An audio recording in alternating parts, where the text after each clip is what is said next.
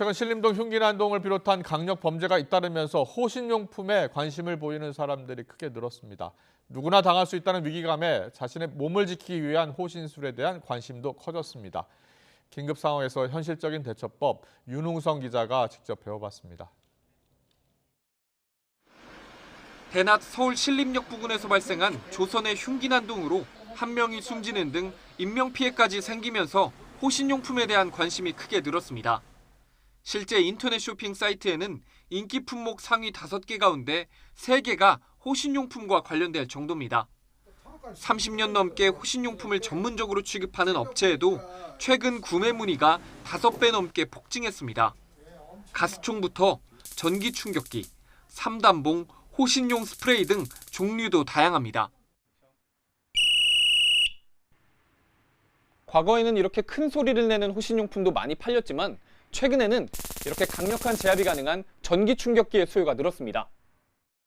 최근 잇단 흉기난동으로 상대를 제압할 수 있을 정도로 경찰의 허가가 필요한 제품을 찾는 이들이 많아진 겁니다. 여성뿐 아니라 남성들의 구매가 증가한 것도 눈에 띕니다. 예전에는 거의 한 7대3 정도로 여성 고객층이 많았거든요. 남성분들의 그 관심도가 늘어났고요. 보통 한 5대5 현재는. 경찰 내 호신술 전문가로 유명한 김영주 경위에게 위험한 상황을 만났을 때 대처법을 물었습니다.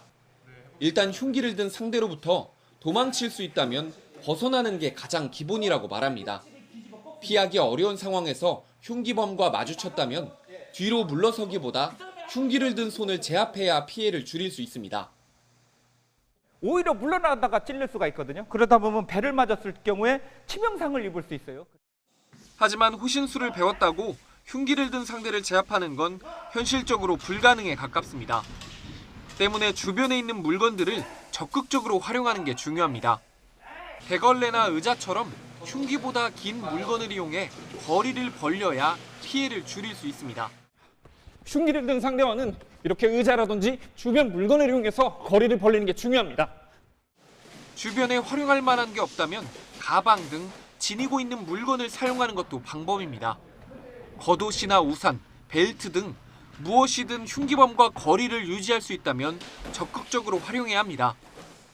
전문가들은 직접 제압하려 하기보단 경찰이 출동하거나 주변의 도움을 받도록 시간을 버는 데 주력해야 한다고 조언합니다. 그 상대의 그 공격에 갑작스럽게 어떤 생각이 잘 안 나죠. 이런 때는 뭐 막는다든지 아니면 거리를 띄운다든지 그런 사태 파악을 하려고 하면은 호신술을 배우는 것이 상당히 중요합니다. 잇단 흉기난동 사건에 살해 예고 글까지 확산되면서 누구나 당할 수 있다는 불안감이 커지고 있습니다. YTN 윤웅성입니다.